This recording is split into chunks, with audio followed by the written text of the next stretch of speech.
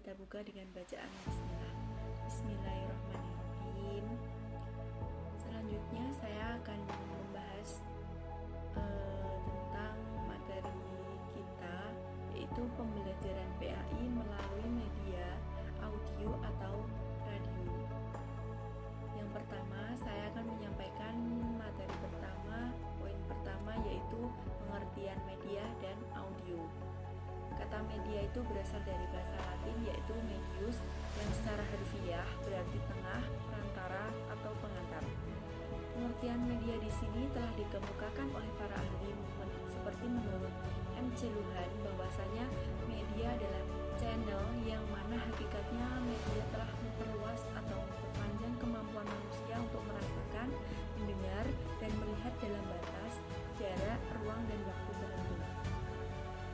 Jadi dapat disimpulkan bahwasanya media itu merupakan segala sesuatu yang berfungsi sebagai perantara, sarana, atau alat untuk proses berkomunikasi dalam menyebarkan ide atau pesan. Selanjutnya, media audio adalah jenis media yang digunakan dalam suatu proses pembelajaran yang hanya melibatkan indera pendengaran peserta didik. Nah, kaitannya dengan audio sebagai media pembelajaran itu, bahwasanya media audio pembelajaran adalah sarana yang digunakan untuk menyampaikan pesan sekaligus rangkaian pesan materi pembelajaran melalui suara atau bunyi yang direkam menggunakan alat perekam suara, lalu diputar atau diperdengarkan kembali kepada peserta didik dengan menggunakan alat pemutarnya. Nah, di sini secara garis besar itu media audio memiliki karakteristik atau ciri-ciri.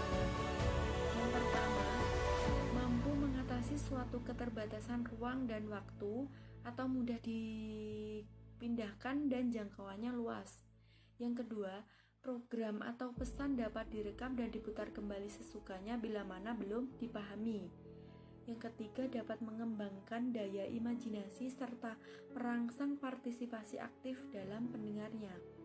Selanjutnya, bisa mengatasi masalah dari kekurangan guru, dan sifat komunikasinya itu hanya satu arah dan sesuai untuk pengajaran musik dan bahasa.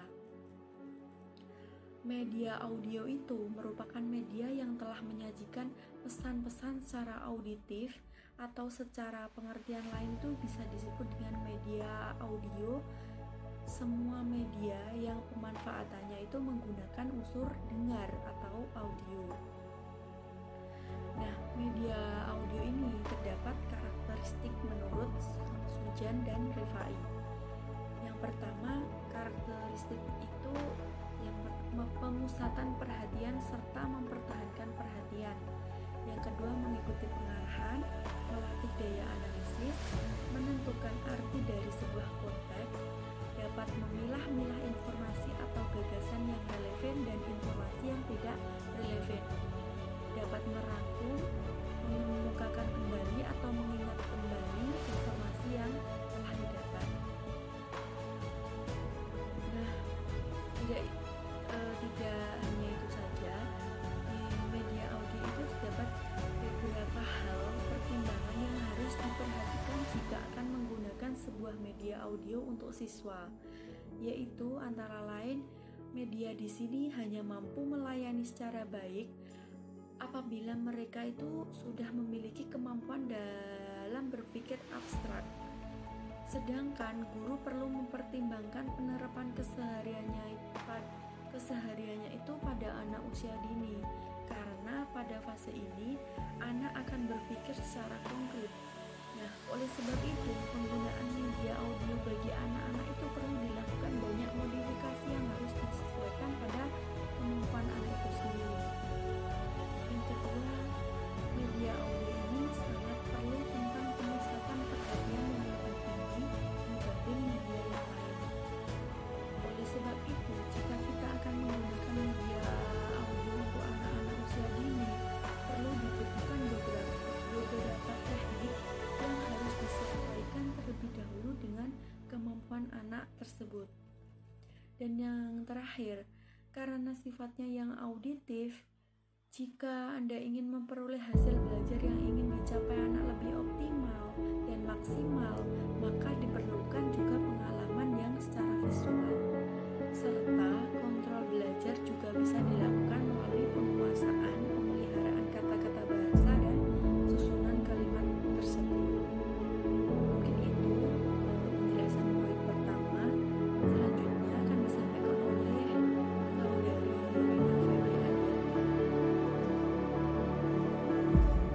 Saya Rina Febi Adiati. Di sini saya akan menjelaskan untuk materi yang selanjutnya, yaitu mengenai macam-macam media audio. Yang pertama ada lab bahasa. Lab bahasa ini biasanya digunakan untuk menyampaikan materi yang berisi bahasa-bahasa asing. Contohnya dialog atau percakapan yang menggunakan bahasa Inggris ataupun bahasa Arab. Yang kedua ada radio. Dalam proses pembelajaran, radio biasanya berfungsi untuk memberikan informasi-informasi yang terdapat dalam radio tersebut. Jadi informasi-informasi yang ada dalam radio bisa dijadikan materi untuk pembelajaran. Yang selanjutnya, alat perekam suara pita magnetik. Media ini berfungsi untuk merekam suara atau data yang berisi materi pelajaran, sehingga nantinya dalam penyampaiannya guru bisa memutar kembali atau bisa diputar berulang-ulang. Yang keempat ada tape recorder. Manfaat tape recorder dapat membantu guru untuk efektivitas pembelajaran. Karena dalam tape recorder ini ada memiliki referensi pilihan suara pengucapan, misalnya untuk suara laki-laki, suara perempuan, suara anak-anak ataupun suara orang dewasa bisa dipilih di sini. Selain itu, tape recorder juga memiliki beberapa kelebihan. Di antaranya, rekamannya bisa bertahan lama, jadi tidak cepat rusak. Selain itu, isi mudah dihapus dan digunakan kembali.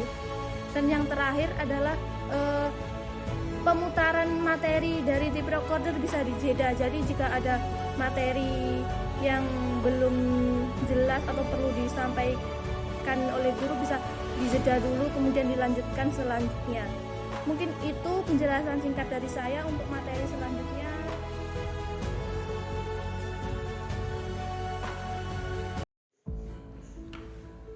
Assalamualaikum warahmatullahi wabarakatuh. Saya melanjutkan untuk presentasi dari kelompok 6, yaitu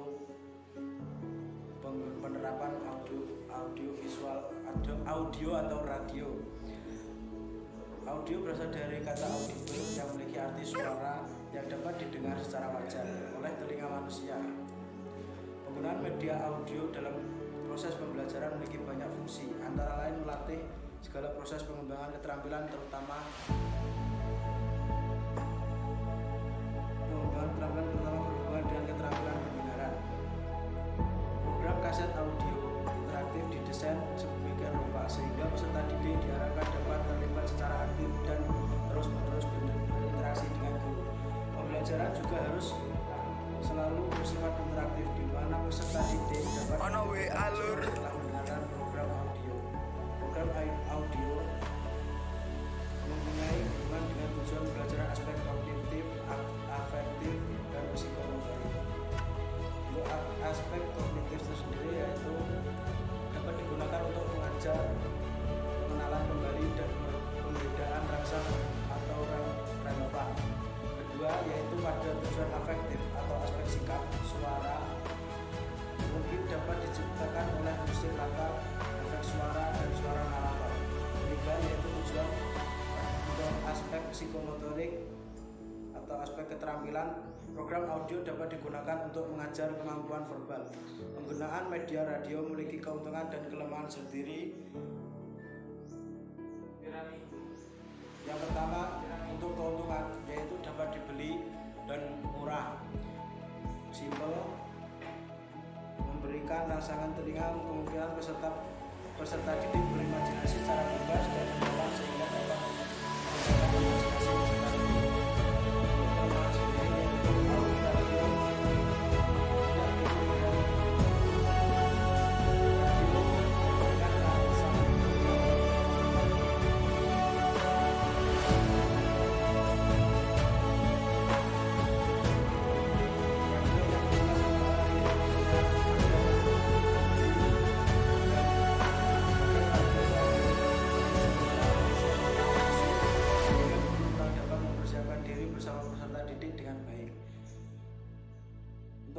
Teknik penggunaan media audio dalam pembelajaran PAI.